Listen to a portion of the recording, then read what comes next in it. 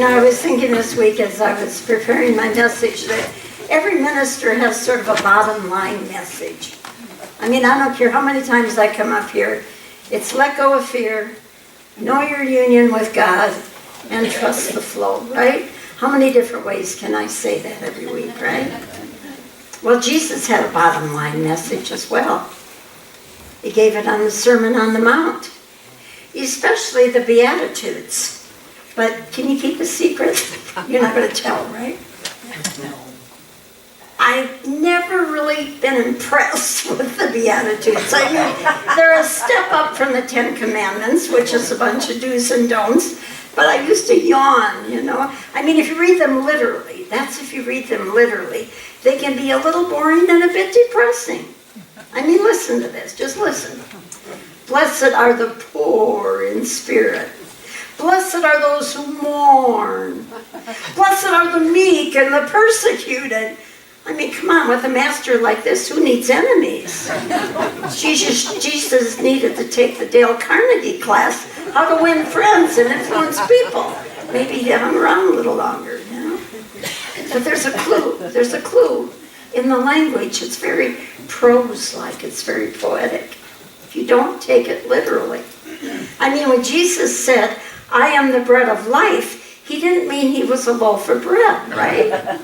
It's very symbolic, these words, of our spiritual substance, of our divine nature. So, oh, by the way, speaking of bread, any health-conscious people here? Okay, a few of you heard the, yeah, I know I'm not, but you hear the new communion wafer. Low-fat, low-calorie communion wafer. It's called, I can't believe it's not Jesus. You got to put a little levity into the Beatitudes. So before we go back into them, let's go a little bit deeper this time. Let's redeem Jesus as if he needs redeeming by us, right? Listen to the poetic prose here. Blessed are the poor in spirit, for theirs is the kingdom of heaven. Blessed are those who mourn, for they shall be comforted. Blessed are the meek, for they shall inherit the earth. And blessed are those who hunger and thirst for righteousness, for they will be filled. Blessed are the merciful, for they will receive mercy. Blessed are the pure in heart, for they will see God. Blessed are the peacemakers, for they will be called children of God. And finally, blessed are those who are persecuted for righteousness. Theirs is the kingdom of God. Okay, let's go deeper. The word blessed is an interesting word. Over and over again, he says blessed, which is to honor the sacred in something. And of course, when he spoke in parables that were really talking about our states of mind. So blessed are these states of mind. Eric Butterworth said it's an important word, blessed. To bless is to confer prosperity upon or to enrich. Thus, blessed makes a wonderful promise, telling you what will happen to you if you condition your mind to the full acceptance of these attitudes or states of mind. In each case, through the 8 Beatitudes, the blessed is a one-word definition of all the good that will come to you if you understand and live by these attitudes of being. Okay, he's got me a little more now. Let's keep going. By the way, the word blessed is proof that he was from southern Nazareth instead of northern Nazareth. Because if you've ever been to the south, they're always saying, well, bless your heart. Bless your heart. It's going to be all right, sugar. Anybody here from the south? All right. Blessed are the pure in spirit. Bless your heart. Theirs is the kingdom of heaven. Now, I never liked that whole thing about being poor in spirit. Never liked that word. It sounds like poverty. And I grew up on a farm in Minnesota. Any Minnesota people here? I'm always picking on poor Minnesota people. But where I grew up, it was a virtue to be poor. First of all the saints were poor. And the farmers loved to compare. You think you're poor? I'll tell you how poor I am. And they would compare and have a contest. Who was the poor? You know, it was saintly. And the saints took vows of poverty. Shut off their flow. Like if you've taken a vow of poverty in another lifetime, you're probably still dealing with that state of mind. If you've ever seen poverty, there is nothing spiritual about poverty. Absolutely nothing spiritual about poverty. Jesus said, I have come that you might have life abundantly. He said it's the Father's good pleasure to give you the kingdom. Ask and you shall receive. Does that sound like poverty? Just the opposite. Now in the for what it's worth department, the kingdom of God and the kingdom of heaven, what's the difference? The kingdom of God is that realm of the formless, the realm of what we call in unity, the realm of divine ideas. And the kingdom of heaven is the manifestation of the perfection of those divine ideas, as it says in the Lord's Prayer, on earth as it is in heaven. So just for what it's worth, if you don't need to hold on to that if it doesn't mean much. Okay, so I'm going to take 3 teachers again, 3 viewpoints on the Beatitudes. One is the good old Reverend Eric Butterworth, Discover the Power Within You. One is Emmett Fox from Sermon on the Mount. What would we do without Emmett Fox? And then I decided, just for the heck of it, to add a woman to the mix. Glenda Green, Love Without End. Just for a female viewpoint, doesn't mean any one of them is better than anyone else. And I would ask you to add a 4th one, your own viewpoint. Go home and read these. What are you getting out of it? What is it saying to you? But let's start with Eric Butterworth, just for the sake of conversation. He said, blessed are the poor in spirit, really means, blessed are the poor in pride, who accept the deep things of spirit as a little child, with that innocence of a child. Remember when Jesus said, you must become like a child. That innocence. Who are teachable, open-minded, receptive to the truth, willing to renounce preconceived opinions. Oh, is that fun to do? Renouncing preconceived opinions and prejudices, and entertain a new concept of life. Poor in spirit, poor in pride. Have you ever met a self-righteous know-it-all? Nobody likes being around them, do you? If you're like me, the more I know I don't know. The more I learn, the more I know I have to learn. So here's a checklist to see if you're spiritual pride. Don't worry, we don't do guilt and unity, so don't be embarrassed. When you think your beliefs are the only way. Now, even in unity, I can get very righteous. Well, in unity, we believe the truth, right? It's easy to get into that. And what happens is you close yourself to an even more expanded viewpoint. Anybody here invested in other people agreeing with you? Oh, come on. How about those who, I don't need anyone, I can do it myself. I got this one, God. I don't even need you.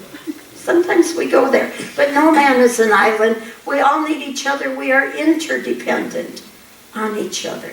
Each one an aspect of God, but each one with different talents and abilities, needing each other.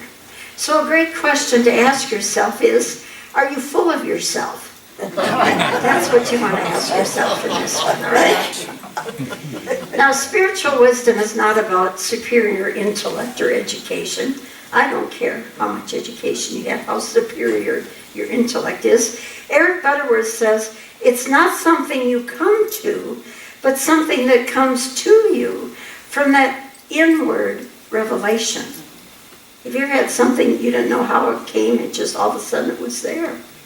You know it didn't come from your own reasoning. It just was there. Poor in spirit means emptying yourself of all that is not of truth, all that is not of love. And that takes true humility, doesn't it? To say I'm willing to let go of what I think I know for a higher knowing. If you look at the vision of the Holy Grail being that open vessel, open on top, to receive from your higher self. Pour yourself in me, we sing. Pour yourself in me. Have your way in me, God. Thy will, not mine, be done. Well, those of you who know me know I love Louise Penny books. How many here are reading Louise Penny? All right, let's hear it for Louise Penny. And those of you who know, we love Inspector Gamache. And Inspector Gamache has 4 wisdom statements that he teaches everyone who comes to work with him. And here they are, the 4 wisdom statements. I don't know. I was wrong. I'm sorry. And I need help. Those are statements of those who are poor in spirit. I don't know. I was wrong. I'm sorry. And I need help. Blessed are the poor in spirit. Let's go to Emmett Fox, Sermon on the Mount. A little bit different viewpoint, but similar. It, meaning poor in spirit, means being willing to set aside your present habits of thought, your present views and prejudices, your present way of life, if necessary, anything and everything that can stand in your way of finding God. Wow. Glenda Green, in her book, Love Without End, has another. By the way, those of you who don't know Glenda Green, she's a beautiful artist, beautiful woman and a beautiful artist. Jesus kept appearing to her, and she painted his picture. And it's hanging in Fort Worth, Texas. People actually get healings when they go view it. Actually, I think he looks more like Kevin Costner, but I would be healed if I looked at Kevin Costner too, so I'm okay with that. We all see him differently, don't we? Jesus spoke Aramaic, and in their language, poor in spirit meant simple, innocent, open, again, become like a child. And for his day and age, it was keep it simple. It was such a legalistic time in their culture. I mean, they had 600 laws and rituals of how to eat, taboos, dogmas.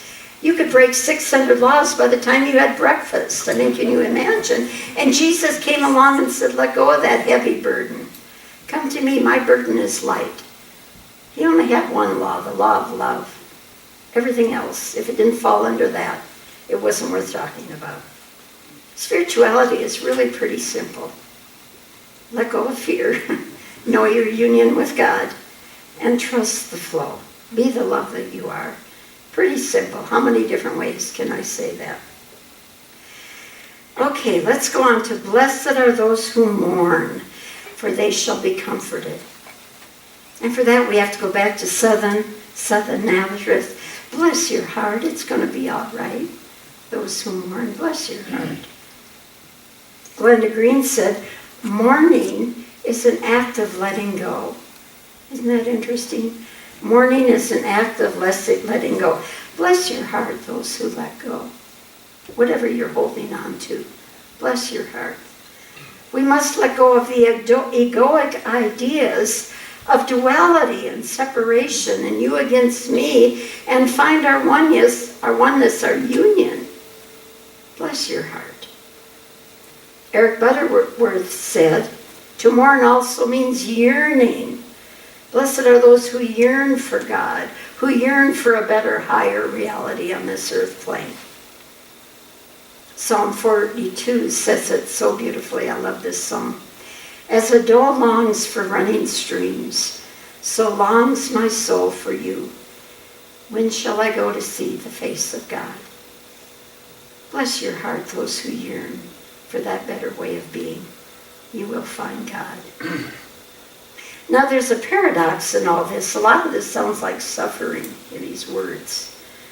And suffering can lead to awakening, but it's not a necessary. We don't have to suffer, but it can lead to awakening. I love Unity's definition of hell. Useless and unnecessary suffering. Do we create our own hell? Through useless and unnecessary suffering.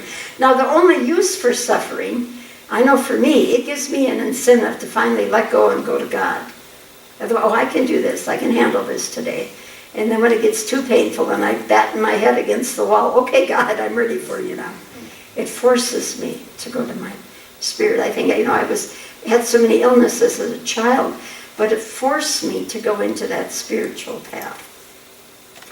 Eric Butterworth said, it's not true that God sends problems to man. That's not true.